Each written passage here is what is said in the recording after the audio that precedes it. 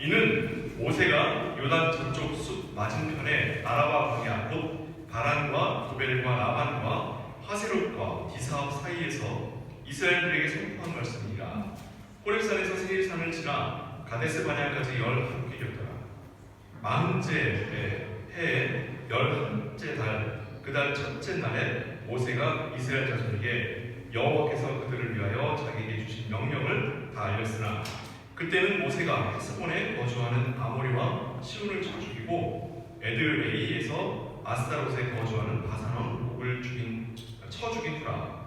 모세가 요단 저쪽 모압 땅에서 이 율법을 설명하기 시작하였더라. 빌러스되. 아멘. 오늘은 신명기 대요 부분을 이야기하고 있기 때문에 조금 어정쩡하게 말씀이 끝납니다. 이렇게 보면 3절에 보시면 40째 해 11째 달 있죠?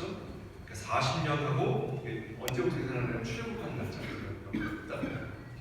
출애굽한 날짜부터 40째, 40년째 11째 달 11개월 그 달 첫째 날. 그러니까 정확하게 32년 11개월이 된 거예요. 11째 날 첫째 날이니까 10개월이 된 거예요. 10개월. 그렇죠? 39년 10개월이 된 날에 모세가 이스라엘 백성들을 세우고 설교를 하는 겁니다.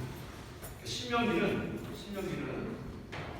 전체 구조가 어떻게 되냐면 세 편의 설교와 모세의 죽음 네 부분으로 나누죠. 첫 번째 설교는 1장부터 4장까지가 첫 번째 설교고, 두 번째 설교는 5장부터 26장까지고요. 28장까지고, 세 번째는 29장부터 32장, 그리고 33장부터까지는 모세의 죽음에 관한 얘기 나옵니다. 이 세 편의 설교가 신명기에 있는 이유는 뭐냐면, 아시다시피 40년 전에 출애굽을 할 때에 이스라엘 백성들이 다 광야에서 죽었어요. 그리고 출애굽을 할 때에 30세가 되지 않은 아이들과 30세가 되지 않은 아이들, 그리고 광야에서 태어난 사람들이 지금 여기 모여요. 그러니까 출애굽을 아무도 경험하지 않았어요. 여기서 기억 속에 없어요. 기억 속에 없습니다.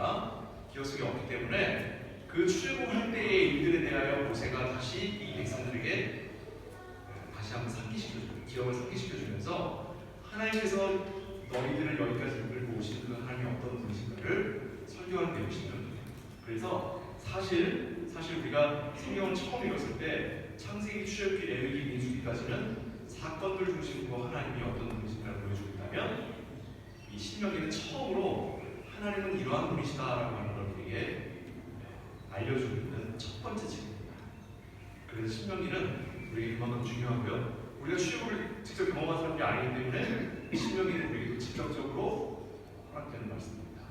그리고 신명기의 모든 말씀들이 이 앞에 나오는 창세기, 출애굽기, 레위기, 민수기의 내용들을 예언하고, 그때 하나님이 이렇게 하신 것은 이러한 의미가 있다, 이러한 의미가 있다라면서 계속 반복을 하십니다.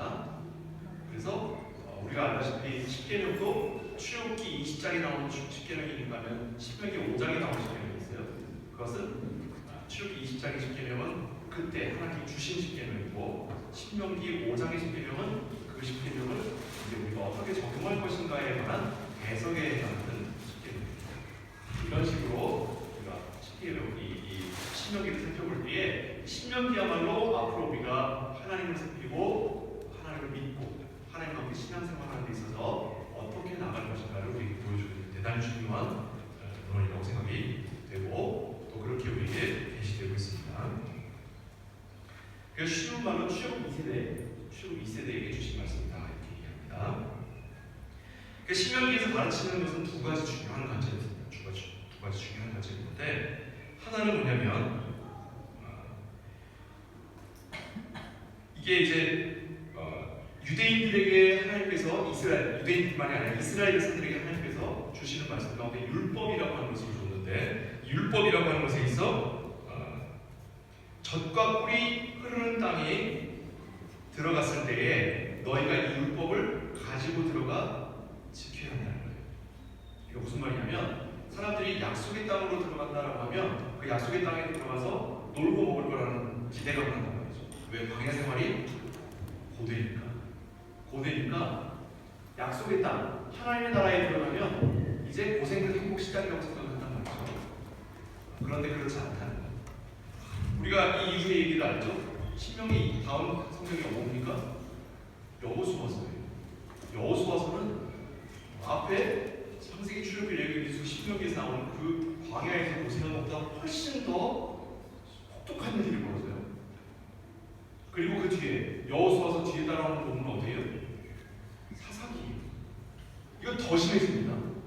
그러니까 하나님의 약속의 땅에 들어갔는데도 불구하고 광야에서 겪었던 고통만으로는 비교할 수 없는 고난들이 이스라엘 백성들이 기다리고 있다는 거예요. 이걸 꼭 기억하셔야 됩니다.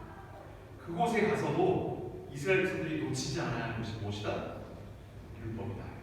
자, 두 번째. 그럼 그 율법이 뭐냐라고 할 때 율법은 광야 생활을 할 때에도 물론 중요했으나 가나안 땅에 들어가 하나님의 약속된 땅에 들어가서도 여전히 이 율법은 중요하다.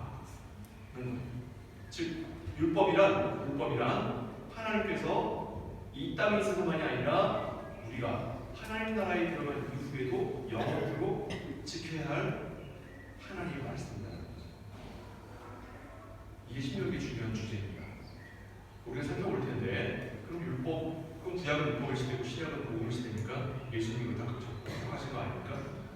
아닙니다. 예수님은 율법을 없애고 오신 분이 아니라 율법을 완성하러 오신 분이에요.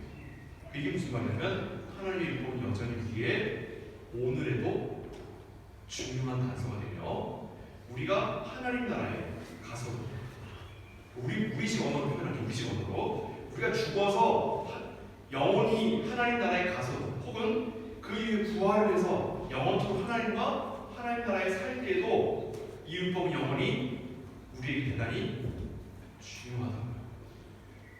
그래서 그 율법의 해석과 그 율법이라고 하는 것이 어떤 것인지 우리가 알아야 된다는 말입니다. 이 두 가지를 대단히 신명기를 공부하는 동안에 신명기 말씀을 통해 꼭 집중해 보셔야 돼요. 광야 생활을 우리의 고된 삶에 비유한다면 가나안 땅으로, 약속의 땅으로 들어가는 건 이건 하나님의 나라를 비유할 수 있습니다. 하나님의 나라를 비유할 수 있어요. 우리가 많이들 우리가 죽으면 인생이 끝나고 그 다음에 영원히 하나님과 사는 것에 대해서는 노코멘트. 그거는 그냥 행복한 삶이 벌어져가다. 사자와 어린이가 뛰는 아이가 뱀 물려 손을 집어넣고 물리지 않을 것이다. 이런 이야기들로 우리는 그때의 이야기를 기쁘게 가득 채우죠. 그러나 성경은 특히 구약 성경은 사실은 이 땅에서의 우리의 삶과 우리가 하나님 나라에 갔을 때 죽은 이후의 삶 그리고 부활한 이후의 삶을 단절해서 이야기하지 않습니다. 단절하지 않아요. 연장선상에 있습니다. 하나로 보고 있습니다. 그 하나로 본다라고 하는 것은 사실상 우리 기독교 진리에 있어서 대단히 중요한 단서예요. 통일성이라고 하는 것. 독특성보다 통일성과 일반성이라고 하는 것. 이거 대단히 기독교의 진리에 있어서 가장 핵심되는 내용입니다. 구약성경과 신약성경이 통일된 내용이죠. 율법과 복음이 하나로 통일되어 있다. 하나님의 삼위일체 하나님이 성부, 성자, 성령 하나님이 한 분이심으로 통일되어 있다. 그러므로 우리는 하나님의 구원을 입어 요한복음 7장의 표현에 의하면 17장 표현에 의하면 우리는 영원한 하나님 나라에서 하나님과 우리가 하나가 되든 또 하나님이 한 분이시든 우리가 하나님과 우리가 하나가 된다 하는 개념을 알고 있습니다. 그러니까 이 하나됨이라고 하는 개념이 기독교 진리에 있어서 너무너무 중요한 거예요. 이 하나됨을 이룰 때에 거기에 사용되는 촉매제, 클레버가 뭐냐면 사랑이에요. 그게 사랑이에요. 그 이야기를 모세는 어떻게 풀어가는가 하는 얘기를 우리가 앞으로 살펴보려고 합니다. 자, 그 가나안 땅에 이제 이스라엘 백성들이 이제 들어간단 말이죠. 들어가서 그들이 싸우는 장면들을 보시면 이스라엘 백성들이 싸우는 것입니까? 아니면 하나님이 싸우는 것입니까? 이스라엘 백성들은 사실은 싸움을 패배하는 원인을 제공할 뿐 싸우는 데는 칼로 뛰어가죠. 뛰어가지만 실제로 그 싸움에 승패를 좌우하는 건 하나님이시다는 거죠. 우리 나중에 가면 보실 수 있지만 여호수아가 앞에 대장이 되어 이스라엘 백성들하고 막 전쟁을 할 때 아말렉과 전쟁하는 거예요. 뒤에 모세가 손을 들게 승리하다가 손을 내리면 힘 팔이 아파서 손을 내리면 지가 손을 올리면 승리하고 마치 손을 올린 것 때문에 승리하고 손을 내린 것 때문에 패배한 것처럼 보이지만 그 이전에 하나님이 뭐라고 하셨냐면 네가 손을 들고 있으면 승리하리라 하는 하나님의 약속의 말씀이 있어요. 그 말씀에 따라 모세가 손을 들고 있어야지만 승리하는 거예요. 그러니까 무슨 얘기냐면 손을 드는 수고가 우리에게 필요한 것이 아니라 하나님의 약속에 따라 하나님께서 싸우시는 것을 상징적으로 보여주겠다는 거죠. 이게 아주 우리의 신앙에 있어서 신앙생활을 단적으로 보여주는 아주 좋은 일이에요. 우리는 인생을 살아가면서 팔을 들고 있기가 힘들어요. 그 팔을 좀 내리면 좌절하고 어려움을 겪게 됩니다. 힘들더라도 이걸 버티는 거예요. 내가 수고했죠? 내가 수고하는 것으로 승리한 줄 아는 거예요. 우리의 눈은 거기까지밖에 못 보기 때문에. 그런데 실제로 손을 들면 승리하게 만드시고 손을 내리면 패배하게 만드시는 이가 누구시라고요? 하나님이시라고. 신명기가 그것에 대하여 이야기합니다. 그것에 대하여. 그러니까 하나님이 백성을 위하여 일하신다라고 하는 거. 하나님 백성을 위하여 행하신다라고 하는 거. 그것을 그럼 우리가 해야 되는 건 뭐예요? 팔을 들고 있는 거예요. 근데 하나님께서 행하시는 일인데 그것을 꼭 누구를 짚어서 일하시냐면 우리를 짚어서 일하셔요. 아니 모세가 팔을 들고 팔을 내리고 있었어요. 그 하나님 이해하시면 되잖아요. 그런데 하나님 꼭 피조물에게 그 영광을 함께 나누고 싶어 하시는 하나님의 독특성입니다. 이것이 또한 신명기에 우리에게 보여주고 있는 말씀입니다. 이러한 내용들을 성경은 신약 성경은 뭐라고 얘기하고 있나 한번 가볼게요. 에베소서 4장입니다. 에베소서 4장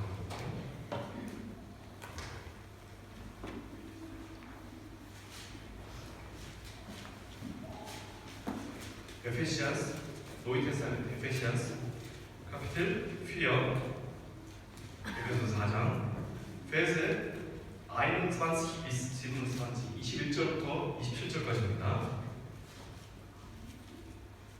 제가 읽을게요. 진리가 예수 안에 있는 것 같이 너희가 참으로 그에게서 듣고 또한 그 안에서 가르침을 받았을 텐데 너희는 유혹의 욕심을 따라 썩어져가는 구속을 따르는 옛사람을 벗어버리고 오직 너희의 심령이 새롭게 되어 하나님을 따라 의와 진리의 거룩함으로 지으심을 받은 새 사람을 이루라. 있죠? 옛사람과 새 사람이라는 단어가 옛사람과 새 사람. 이 옛사람과 새 사람이라고 하는 이 두 가지 키워드가 사실은 성경에서 대단히 중요한 키워드입니다. 이게 구약 성경의 에레미야서 가면은 옛 언약과 새 언약이라는 단어도 쓰여요. 옛 언약과 새 언약. 무슨 말이냐면 옛사람이란 우리가 죄 아래 있는 자 상태를 얘기하는 거고 새 사람이란 하나님의 구원하신 하나님의 은혜 안에 있는 자의 모습을 얘기하는 거예요. 그럼 옛 언약과 새 언약도 마찬가지죠. 옛 언약은 하나님의 공의로우심을 선포함으로써 우리가 그 아래 죄인임을 드러내는 거예요. 새 언약은 그럼에도 불구하고 하나님께서 행하시기에 모두가 죄인임에도 불구하고 이들을 하나님이 택하시고 구원하시겠다는 말씀이죠. 그러니까 새 언약은 뭐가 없으면 안 돼요. 새 언약은 누구에게 주신 거예요? 죄인들에게 주신 거예요. 죄인들은 무엇 때문에 죄인이 되었어요? 옛 언약 때문에 죄인이 되는 거예요. 즉 옛 언약과 새 언약은 짝을 이루어야만 새 언약의 약속의 대상이 될 우리에게 너희는 원래 죄인이었다라고 하는 것을 명백히 보여주고 하나님께서 너희의 죄를 해결해 주심으로 너희가 약속의 백성이 되었다라고 하는 것을 이야기하기 때문에 구약과 신약, 옛 언약과 새 언약, 율법과 복음은 짝을 이루어야 하는 거예요. 짝을 이루어야 합니다. 또 하나가 있죠. 하나님은 인자가 아니시니 마음을 고쳐먹지 않으시고 그가 한번 뱉으신 말씀을 어떻게 하지 않으셔요? 시원치 아니하십니다. 율법은 누가 준 거예요? 하나님이 주신 거죠. 근데 예수님이 오셔서 복음을 선포함으로 율법을 하나님이 다시 집어삼켜요? 그거는 있을 수가 없는 일입니다. 있을 수가 없는 일. 있을 수가 없어요. 또한 법이라고 하는 것은요, 법이라고 하는 건 그 앞에 법을 정확하게 정면으로 이것은 틀렸고 이렇게 해야 한다고 얘기하지 않는 한 앞에 법이 나중에 나오는 법에 우선하는 거예요. 즉 율법은 복음에 대하여 오히려 우선하는 거예요. 왜? 우리 모두가 다 이 율법에 의해 죄인임을 선포하고 우리 모두가 그것으로 고통스러워하고 우리가 그것으로 힘들어해야만 예수 그리스도에 의해 선포된 새 언약이 우리에게 생명의 약속이 되게 됩니다. 우리가 예루살렘이 필요 없고 우리 모두가 이미 의인이 된 상태라면 예수 그리스도가 와서 선포하는 십자가의 보혈의 능력은 우리에게 그저 장식품일 뿐이에요. 목에다 걸고 다니는 장식품, 귀에다 걸고 다니는 장식품일 뿐이에요. 왜? 우리에게 그게 필요 없거든. 우리에게 율법이 없으니까. 그와 같은 방식으로 성경을 이해하고 그와 같은 방식으로 하나님을 이해한다면 우리에게 더 이상 하나님은 전지전능합니다. 그와 같은 방식을 신명기가 우리에게 또한 알려주고 있습니다. 제가 여러 가지 테마들을 쭉 말씀드리는 거예요. 이게 신명기에 있어서 너무너무 중요한 말씀이고 이것이 우리 신앙의 기초가 되어요. 기초가. 하나님이 어떠한 분이신가에 대하여 확고한 성경적 가치를 가지고 있어야 그 다음에 우리가 신앙생활이라고 하는 것으로 이것을 적용해 보시는 거죠. 내가 만든 하나님을 백날 섬겨야 하나님은 우리에게 대하여 하나님이 아니신 거예요. 성경이 계시하신 거예요. 참으로 하나님이신 그 하나님이 나의 하나님이 되셔야죠. 말씀을 하다 봅니다. 신명기 30장으로 어떻게 해요? 필터 모세스 카필 드라이스키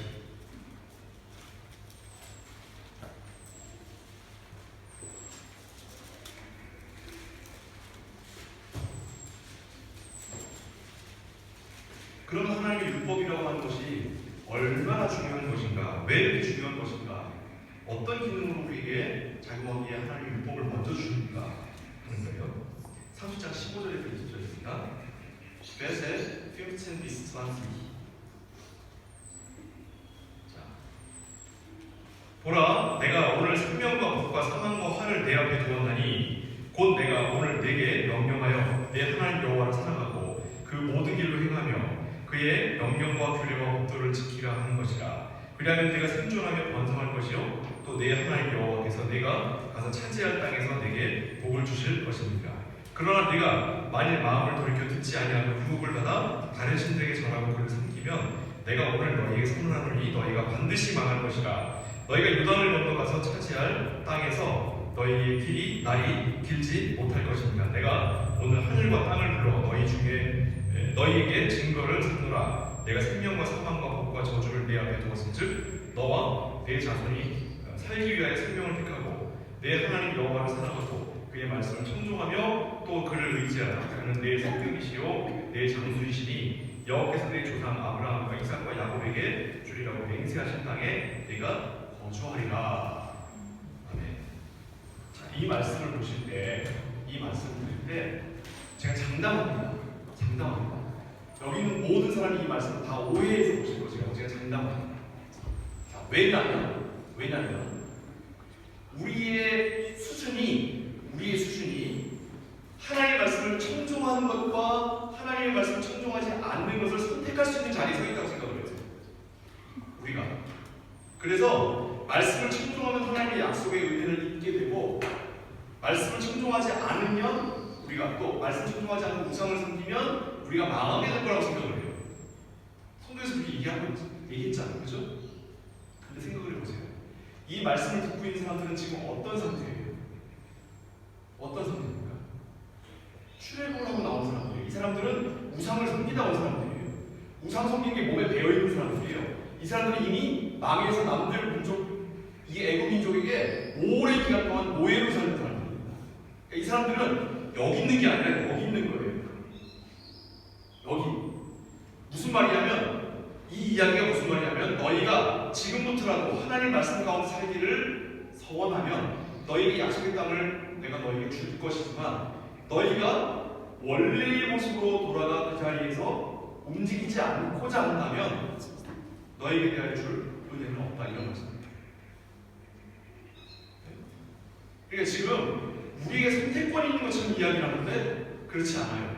그렇지 않아요. 지금 하나님이 우리를 이끌고 40년을 광야를 통과해 온 거예요. 어떤 인간들? 노예. 어떤 인간들? 우상 섬기는 인간들. 어떤 인간을? 하나님의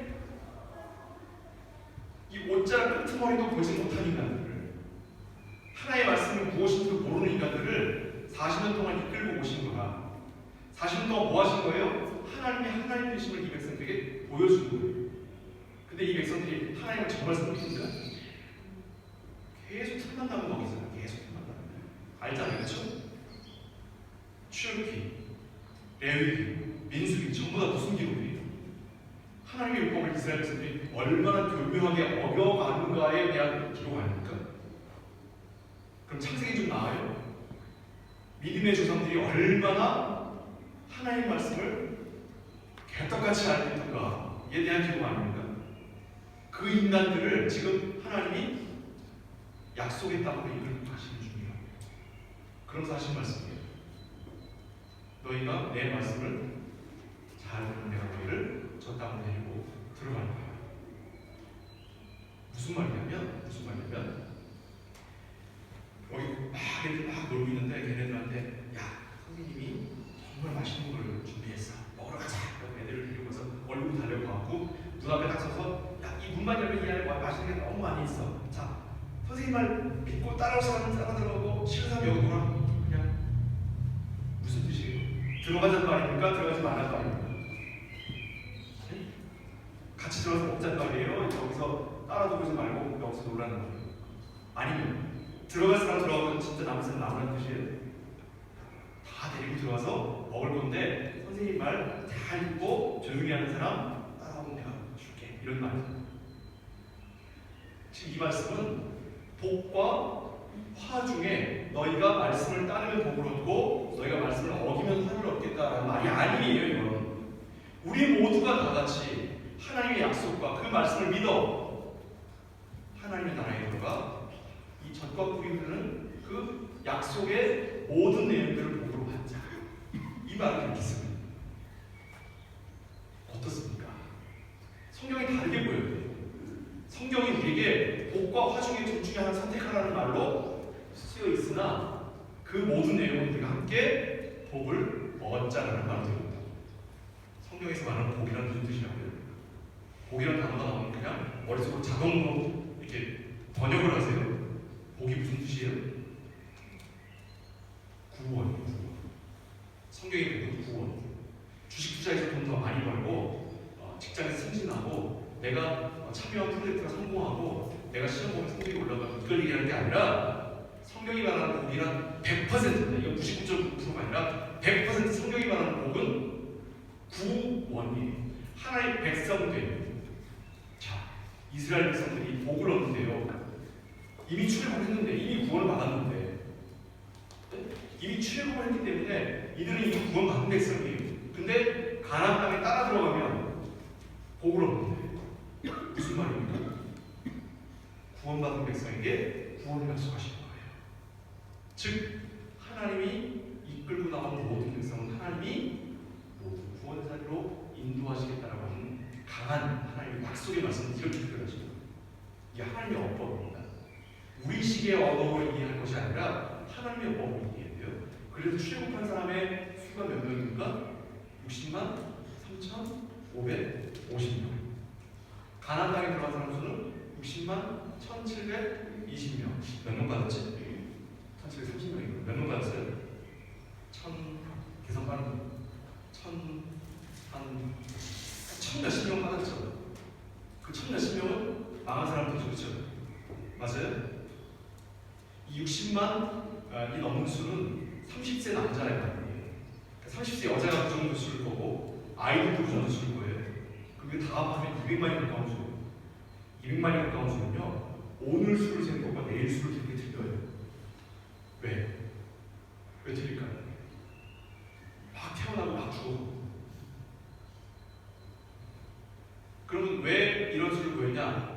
중요하지 않습니다. 60만이라는 수가 중요해요. 60만. 출애굽한 백성들이 고스란히 하나님 나라에 들어간다는 거예요. 그러나 그들이 무엇을 벗어야 돼요? 옛사람을 벗어버리는 것으로 출애굽한 백성들이 다 공에 주고 옛사람이 죽고 그곳에서 태어난 새 사람을 이스라엘 백성이 가나안 땅으로 들어갑니다. 우리가 생각할 때는 우리는 계몽주의, 개인주의 이런 시대를 살아가는 사람들이라서 한 사람의 인생이 중요해요. 그러나 성경에서는 지금 이스라엘 백성을 한 사람으로 보여요. 한 사람. 하나의 인격체로 보여요. 이스라엘 백성. 그래서 그 이스라엘 백성을 하나님이 이끌어내셔서 약속의 땅으로 데려가시는 한 사람의 인생을 빗대어서 지금 이 많은 사람, 200만 가까운 사람의 수를 우리에게 비유로 들고 계신 것이 모세협인 거예요. 어때요? 나 한 사람 선택시키기 위해서 동원한 인원수인데 이게. 거기에서 우리는 자녀에게 잘못한 벌을 주고 잘하는 상을 준다는 부모의 마음을 읽을 수 있어야 됩니다. 이 부모의 마음으로 하나님은 우리에게 서셨다는 거. 우리에게 하나님을 아버지라고 부르게 하셨다는 거.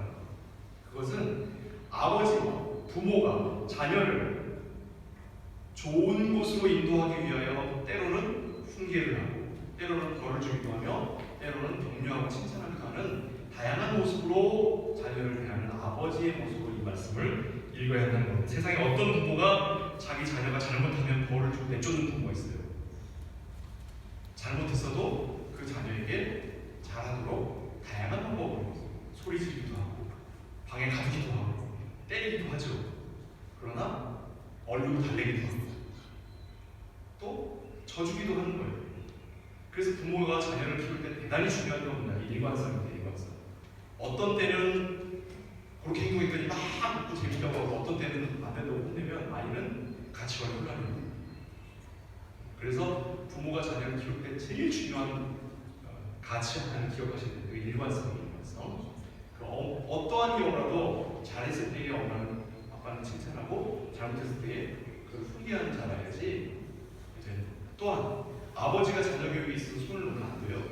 자녀에게 있어서는 어머니는 인생을 살아가는 데 있어서의 사랑과 보살핌과 돌봄과 위안이고요. 아버지를 통해서 도덕성을 배우는 겁니다. 아버지가 자기 역할을 하지 않으면 자녀는 도덕성을 배우지 못하는 거예요. 아버지가 도덕성을 자녀에게 가르치지 못하는 외도를 해요. 작은 집을 차려. 이러면 그 자녀는 그 아버지가 맡은 부분에 관하여 도덕성이 흔들리지 않아요. 이것이 하나님께서 우리에게 주신 대단히 중요한 내용입니다. 하나님이 우리에게 대하여 이 두 가지 내용으로 우리를 훈계하십니다. 그래서 아버지는 엄하게 가르치는 자리에 있고 어머니는 용서하고 위로하는 자리에 있어야 돼요. 그런데 요즘 반대가 되죠. 엄마가 소리 지르고 막 너 언제까지 이러면서 아빠는 괜찮아, 되게 잘해 이러지 않고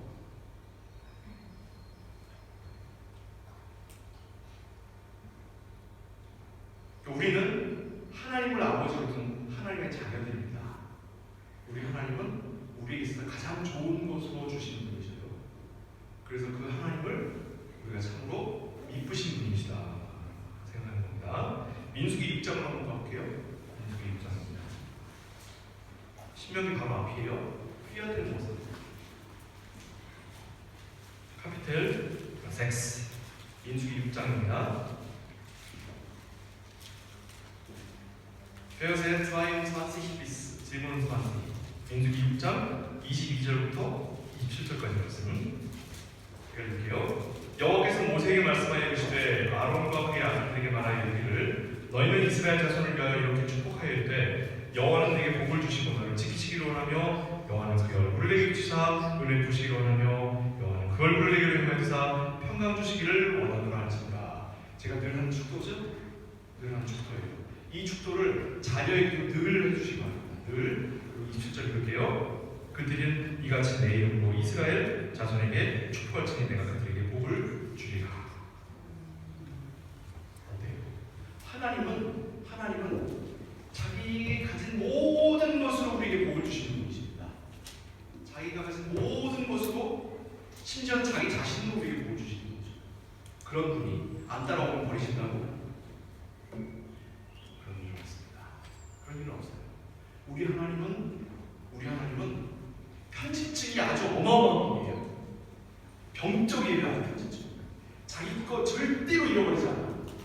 자기 것 누가 조금이라도 상처내면 가만히 안 두는 분이에요.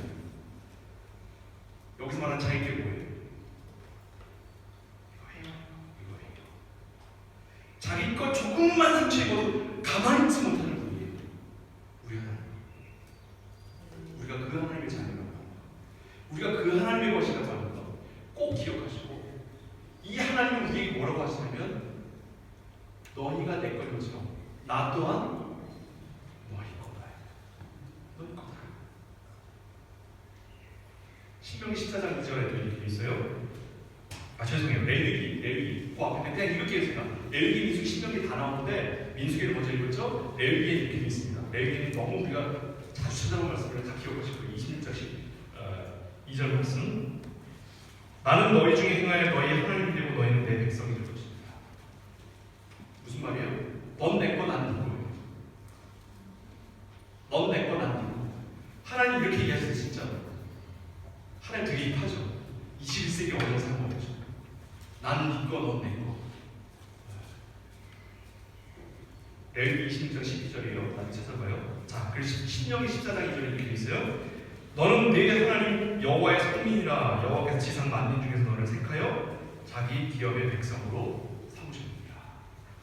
하나님은 우리를 그냥 어떻게 하다 얻어버린 사람으로 보는 게 아니라 만민 중에 너 내 거 따라와. 만민 중에 우리가 앞으로 신명기를 살피면서 계속 말씀을 드리기 때문에 하고 싶은 게 너무너무 많지만 말씀을 통해서 앞으로 계속 살피도록 하겠습니다. 말씀 마칠게요. 신명기 마지막 결론으로 가겠습니다. 신명기는 율법이 내 말씀이고 우리의 지혜고 하나님이 우리에게 내보신 복이라고 가르칩니다. 율법은 우리를 괴롭게 할 게 아닙니다. 우리의 죄성을 드러낸다고 하는 것으로 우리가 율법을 불편하고 힘든 것으로 자꾸 생각하시면 안 돼요. 율법은 우리가 하나님의 자녀가 되는 축복의 첫 열쇠예요. 첫 열쇠. 애굽에 살던 이스라엘 백성들을 택하시고 그들을 이끌어내신 이가 하나님이죠. 그 이끌어내신 하나님이 이 백성을 내버려 두지 않으십니다. 절대로. 우리 또한 마찬가지예요. 죄의 아래에서 죄를 섬기던 죄의 종으로 살던 우리를 하나님이 이끌어내셨어요. 우리는 여전히 죄인입니다. 우리 여전히 죄인이에요. 근데 우리 이름을 바꿔주셨어요. 우리 이름이 뭐예요? 의인이에요. 우리 여전히 죄인이지만 이름이 의인이에요. 그리고 그 이름이 의인이라는 것 때문에 하나님이 우리를 하나님 나라의 일부에 내신대요. 내가 하나님의 백성, 구원받은 백성인데 왜 자꾸 죄를 지을까? 너무 괴로워하지 마세요. 물론 죄는 괴로워하지 않는다. 그러나 우리는 원래 그런 사람들이에요. 원래 우리는 죄인인데 이름만 의인이라고. 의인이라 이름은 어떤 게 아니라 저 따라하세요. 나는 죄인입니다. 이름은 의인입니다. 이거 잊지 마세요. 이거 자꾸 잊으니까 남을 비판하고 남에게 손대지라는 거예요. 이걸 자꾸 잊으니까. 우리는 모두가 죄인이에요. 죄인은 뭘 갖고 있냐면 죄의 습성을 가지고 있습니다. 우리는 하는 것마다 실수가 되어 있어요. 김 목사 개인적으로 만나면서 얼마나 흔히 많은 거예요. 실수도 얼마나 많고 흔히 많은 거예요. 근데 하나님이 여기 세워서 말씀 설교하는 사람을 세우니까 설교하고 있는 거지. 제가 뭐 잘한다고 여기서 여러분들 앞에 강론을 하니까 가방 끌어들이기를 해요. 더 똑똑하기를 해요. 더 높은 신분을 얻었으니까 인종적으로 탁월해요. 아무것도 그런 건 없지만 하나님이 이거 시키니까 그냥 하는 거예요. 더 되게 하기 싫어요. 나중에 제가 제일 못하는 게 뭐라고 했어요? 우리 권사님 잘 아시죠? 제가 제일 못하는 게 뭐예요? 사람들 앞에서 하는 거 제일 못해요. 저는 어릴 때 트라우마가 많아요. 앞에 나가서 한번 얘기해봐야 될 때 전학 가는데도 전학 가면 어떻게 한다고 인사하는 날이에요. 되게 우울하잖아요. 친했던 애랑 헤어지는데 그 자리에 웃음바다를 만든 사람입니다. 제가 말 잘해서가 아니라 말을 얼마나 엉뚱하게 엉터리를 했는지 그런 트라우마가 있는 사람을 앞으로 세우신 거예요. 그런 거예요. 우리 하나님 자기가 하고 싶은 대로 하시는 거예요. 그 자기가 하고 싶어하는 것에 대하여 방해받기를 불편해하시는 거예요. 얼마나 불편해하시냐면 모든 걸 제해버리시는 거예요. 그 하나님이 우리를 딱 집어서 너 사랑하게 되거든요. 그것 하나 붙들고 우리 가십시다.